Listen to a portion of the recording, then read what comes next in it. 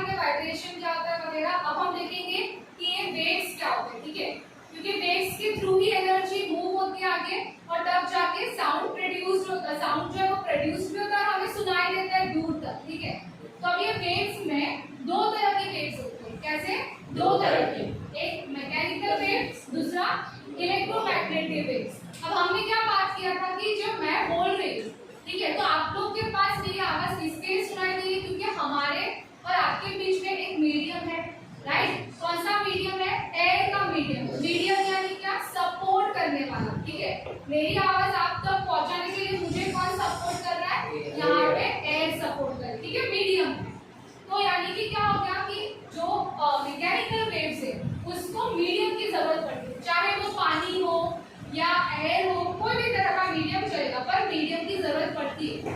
बिना मीडियम के आवाज ट्रांसफर नहीं। आवाज क्या? कोई भी तरह की वेव्स ट्रांसफर नहीं होती, चाहे लाइट हो या चाहे आवाज हो, ठीक है। तब दूसरा क्या है? Electromagnetic waves. इसमें क्या होता है कि उसमें उसको मीडियम की जरूरत ही नहीं है।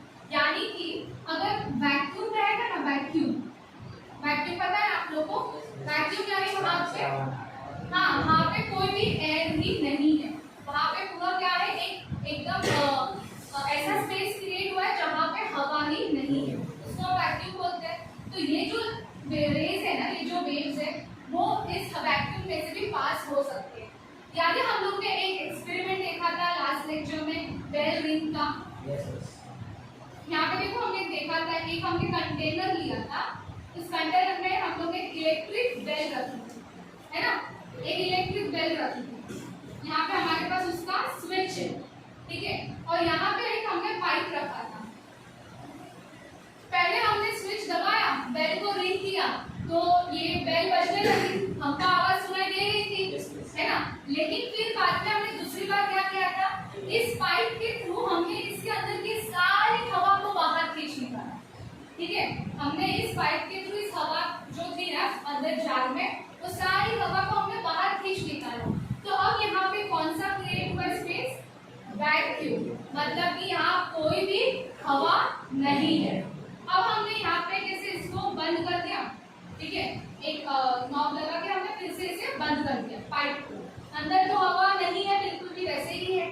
अब हमने फिर से स्विच चालू किया, तो ये जो बेल है ना वो फिर से बजने लगी, ठीक है। तो इस बार हमें आवाज सुनाई नहीं देगा, इस बार हमें आवाज सुनाई नहीं देगा। क्यों? क्योंकि यहाँ पे जो मीडियम चाहिए था ना बेल को आवाज प्रोड्यूस करके बाहर भेजने के लिए, वो मीडियम ही नहीं है, वैक्यूम है। अब ये यहाँ पे वाइब्रेट तो हो रहा है बेल, लेकिन यहाँ पे एयर मॉलिक्यूल्स नहीं है ना, तो वो एयर मॉलिक्यूल्स उस वाइब्रेशन को कैरी नहीं कर पा रहे, है ना। एयर मॉलिक्यूल्स नहीं है, इसलिए वो उस एनर्जी को कैरी नहीं कर पा रहे, समझ में आया। इसके लिए यहाँ पे बेल बज रही है क्योंकि हमें आवाज सुनाई नहीं दे रहा। यहाँ पे बाहर जो है ना एयर है, बाहर जो है वहाँ पे एयर है, लेकिन यहाँ जार के अंदर नहीं है, और बेल तो जार के अंदर बज रही है ना।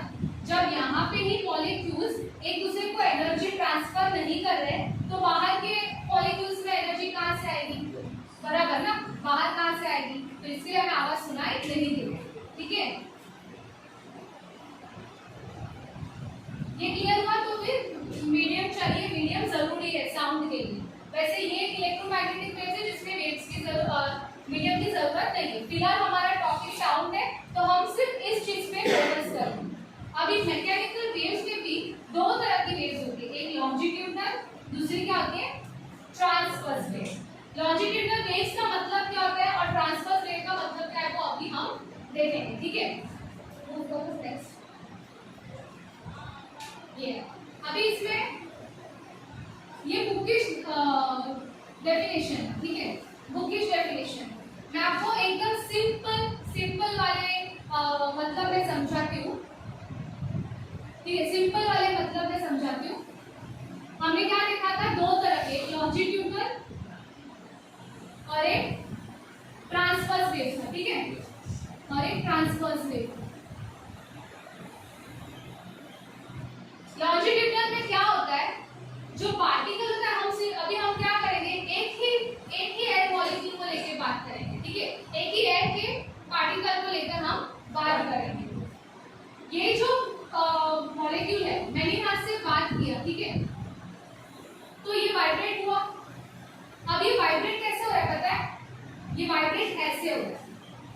कैसे वाइब्रेट होता है ये? आगे पीछे, ठीक है, ये दिख रहा है ना, ये क्या हो रहा है? आगे पीछे वाइब्रेट हो रहा है। इसको क्या बोलेंगे हम लोग? To and fro motion. To and fro motion मतलब कैसा? Forward and backward.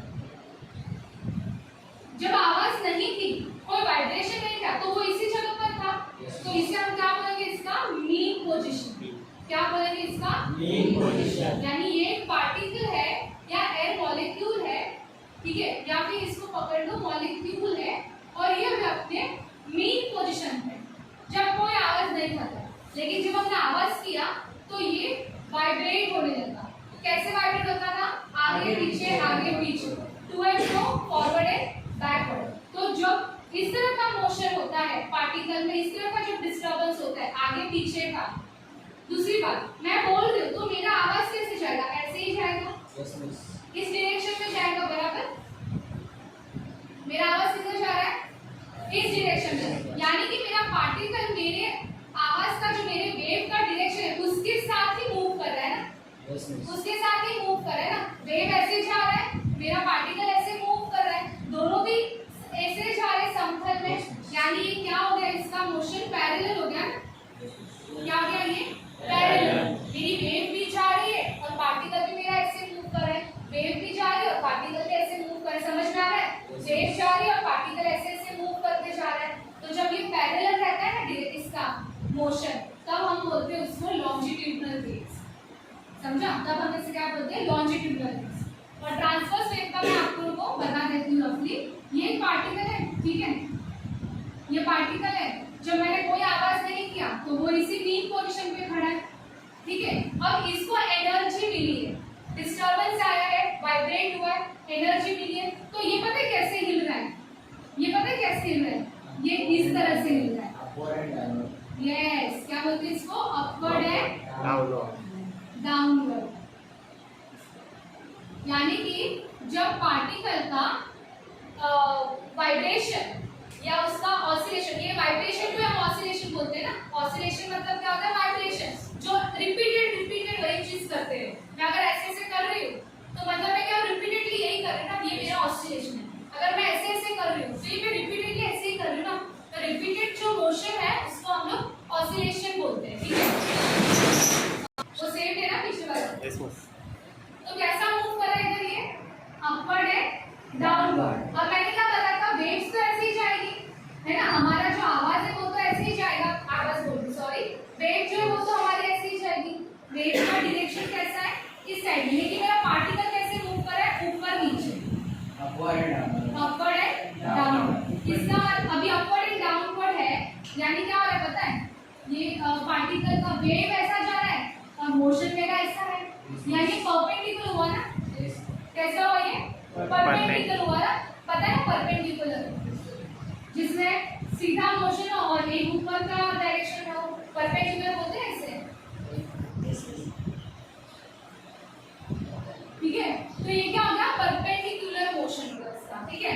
यानी कि वेव ऐसे जा रही है और ये पार्टिकल ऐसे जा रहा है, वेव ऐसे जा रही है, पार्टिकल ऐसे ऐसे जा रहा है। तो जब परपेंडिकुलर होता है ना पार्टिकल का motion, perpendicular to the wave, तब उसे हम ट्रांसवर्स वेव बोलते हैं, ठीक है। ये वेव का मैकेनिज्म है कि जब पार्टिकल वेव के परपेंडिकुलर मूव कर रहा है तो हम इसको ट्रांसवर्स वेव बोलते हैं।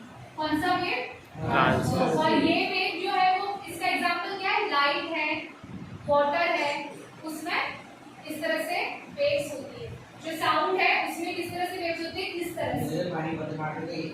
हाँ हाँ, समझ में आया ये डिफरेंस? उसको हाथ कर, ये मूव है, ये हमारा कैसे है ना, सीधा ऐसे ऐसे ऐसे ऐसे आगे पीछे आगे पीछे आगे पीछे मूव कर रहा है, इसलिए लॉन्जिट्यूडिनल वेव। और ये कैसे मूव कर रहा था? लाइन के ऊपर नीचे ऊपर नीचे ऊपर नीचे, है ना। इसके लिए इस तरह से आया। अगर मैं मतलब यहाँ पे ठीक है चलेगा, पॉज कर दो अभी।